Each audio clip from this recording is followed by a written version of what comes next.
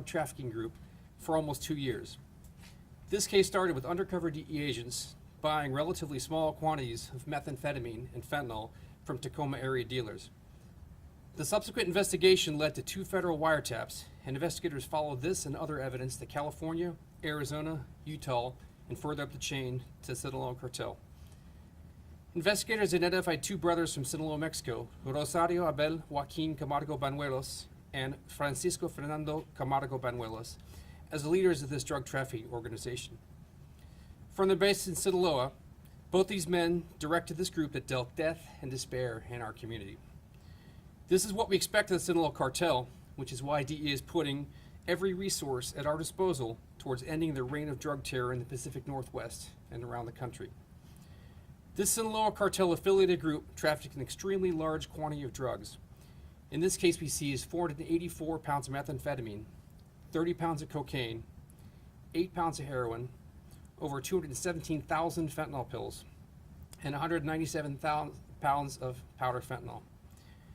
The 269 pounds of fentanyl pills and powders seized in this case could have yielded a staggering 6.9 million lethal doses. This could have killed every person in every community in the Puget Sound region. The Sinaloa Cartel peddles this poison for one reason: to make money. In this case, we hit them where it hurt. This team seized over $650,000 in cash that this group generated while ruining countless lives in our communities. Not only did this group present a danger in our area through drug trafficking, but they also were well armed and a threat to public safety. Drugs and guns go together, and this group had an arsenal at their disposal. Our team seized 21 firearms from members of this group during the course of the investigation, 11 of which came during the search warrants that occurred earlier this month. The Sinaloa Cartel is a designated foreign terrorist organization. They're responsible for supplying groups like this, distributing large quantities of drugs around the world. The Sinaloa Cartel also manufactures, as well as distributes, fentanyl and methamphetamine. DEA and our partners around the world are focusing all our efforts on breaking the Sinaloa Cartel with arrests and seizures everywhere.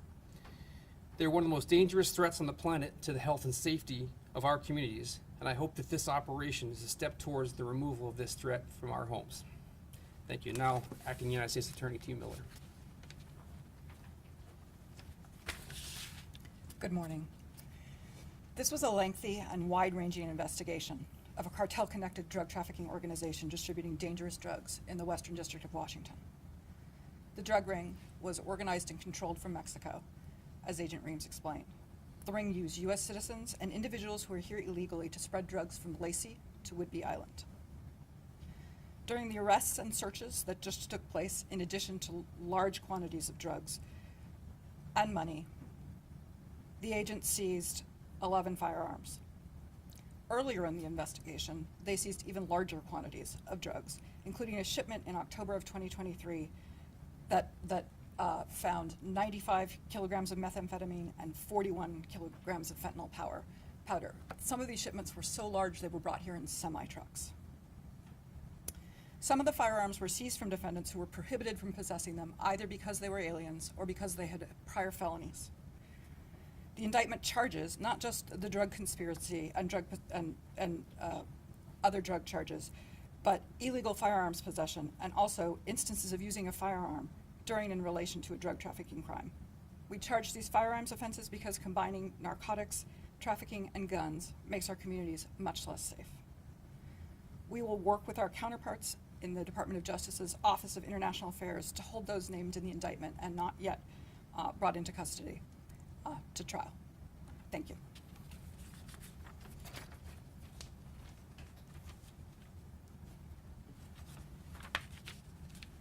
Good morning. My name is Colin Jackson, and I'm the Acting Special Agent in charge for Homeland Security Investigations here in Seattle. As you just heard from my colleagues, this case targeted a cartel-connected drug trafficking organization. The group was responsible for moving significant quantities of narcotics into the country and up the West Coast for distribution in our area. This transnational criminal organization not only infected our community with its illicit drugs, but also guns and the potential violence inherent with their business. This case is a prime example of what can be accomplished when federal and local law enforcement agencies work together towards a common goal. Thanks to the hard work of the agents and officers involved in this case, members of this cartel-connected organization have been taken off the street and will be held to account for their actions. I am confident that the Pacific Northwest is safer as a result of the arrest we're announcing today. HSI stands proudly with the DEA and the other members of our law enforcement community to eliminate the scourge of cartels and transnational criminal organizations from the United States. HSI is steadfast in its dedication to protecting our communities, and we will continue to take decisive action to ensure the safety, security, and well-being of the American people. Thank you. Thank you. That concludes our formal remarks, but we'll be happy to take questions. How did they get the drugs across the border? In this investigation, largely it's across the land border in California and Arizona. In vehicles? What kind of vehicles, and why were they not detected at the border, do you think? In many different ways, in passenger cars as well as commercial trucks. Is your understanding that the semi-truck drivers knew what they were hauling, or were they using legitimate forms of transport and the drivers were just incidentally bringing the drugs across? Were the drivers charged? Okay, so the drivers did know. Typically, that's how it works. The driver, there is a cover load. There is additional legitimate cargo in a truck that's bringing drugs, and the drugs are secreted within, almost always with the knowledge of the drivers. Is Could it you fair? offer any details about these coordinated takedowns, like how they went down, where they went down, anything like that? The biggest one happened in early August here in the Seattle area, and it was a coordinated takedown with, it was 11 different locations with 11 different tactical teams. It was a very large undertaking, happened simultaneously here in town. Does the distinction that the Sinaloa Cartel is a designated foreign terrorist organization help in this case? That is relatively new, correct? The U.S. distinction? It is. I'd like the attorney to speak on the legal aspects. That's right. It is relatively recent that various cartels have been designated as foreign terrorist organizations, and that the difference that makes is there are additional available charges. We haven't at this point brought any such charges in this case, but obviously always look at those potential charges of material support in any of our investigations that are associated with the transnational drug organization. And does that expand powers on your end, having that distinction? It expands available charges, yes. I wanted to ask you about President Trump's tariff policy to pressure Mexico to address the fentanyl coming over the border. Have you seen any changes or gotten any closer to these cartel heads because of these policies?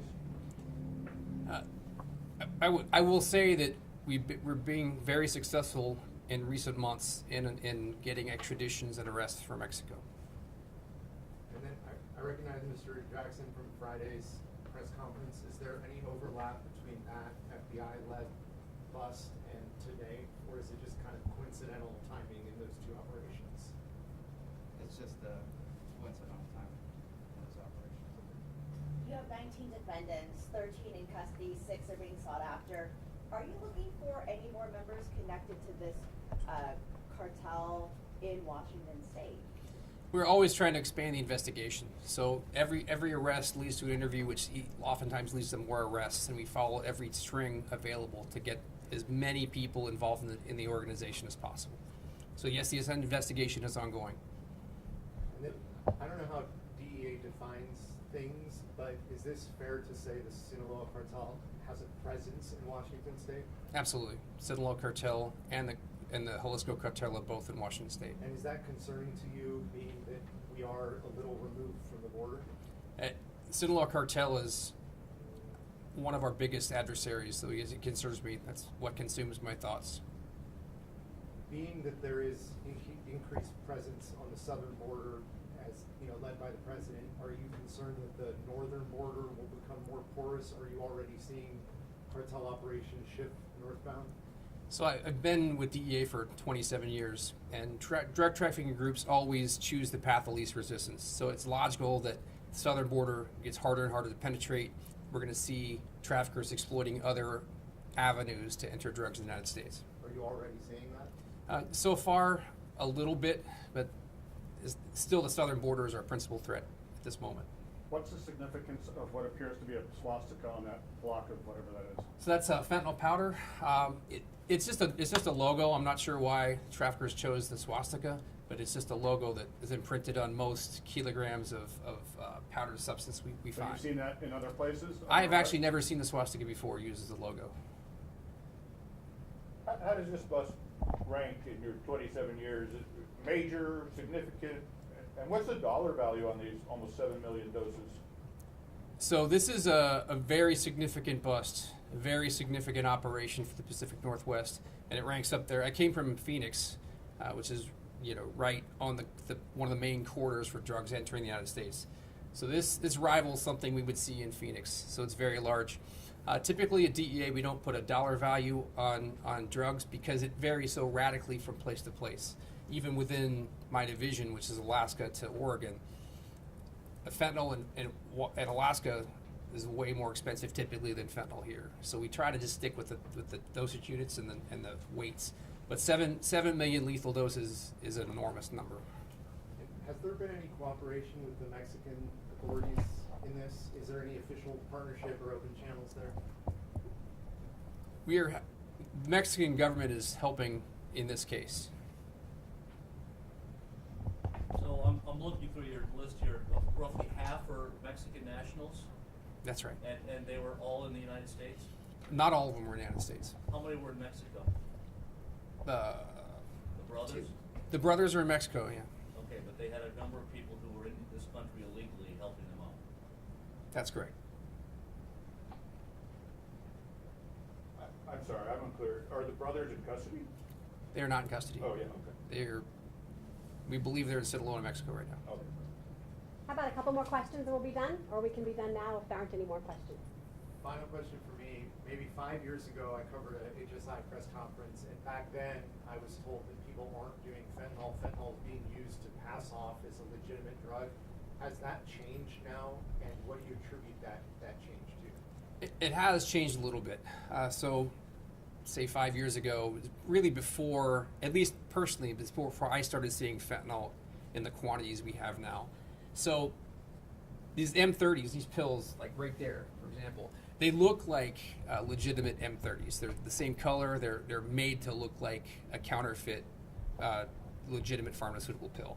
So at the beginning of this whole ride, in fact, it could look like anything. Xanax, Adderall could be counterfeit of a variety of drugs. So back then, a user might order an Adderall, and what they got back was fentanyl without their knowledge, and that still happens today. But I think as our educational message gets out, and then with the passage of time, fewer and fewer people are unaware that these M30s are actually fentanyl. But certainly still does happen. When I first started, traffickers were, well, not when I first started. When I first started seeing illicit fentanyl was probably 2016, 2017. And traffickers would put fentanyl into sort of weak heroin because it's pharmacologically the same effect. And they kind of use that to make the weaker heroin more potent. So we're seeing a little bit of that now with fentanyl mixed with carfentanil and other things, other drugs. One more. Some municipalities are reporting overdoses actually dropping. Is this something DEA is seeing? Is that just because there's more Narcan out there, or tolerances are up, or are you not seeing? So we are seeing the same thing. We're seeing that there are fewer overdoses regionally and nationally as well. I think it's a multi-pronged answer. So I think the availability and knowledge of Narcan is certainly one element to it. I'd like to think that our public education message is resonating and people are understanding the dangers of using a drug that's not provided by a pharmacy and written by a doctor, as well as our enforcement is making the drugs honestly a little less potent. How much do you attribute that to a tighter border? I think quite a bit to the tightening of the southern border. Sir. I just want to understand the 19 people either in custody or being sought, their role in this machine are they the distributors to the street level pushers? Are they above those guys? Like, where does it fit? So this is, we've indicted her pretty much from the top, not to the bottom. We're not really targeting users, but the top levels of the organization, so the Camargo Banuelos brothers, as well as like the, down to like the mid-level distributors. So everywhere throughout the chain. Okay. And given the high sign, I'm happy to talk afterwards. Pitting the inmates. Thank you very much. Thank you. Turn around, I don't want to be here in my head. Oh, Jesus Christ.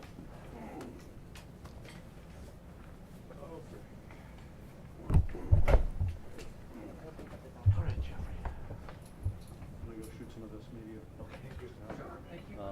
I'm gonna be, you good? Yes. I'm good, sir. Okay, I'm doing some other stuff. Please do. Okay. I think maybe we can shoot him as a backup. It's not, please be, gentlemen. I'm sorry.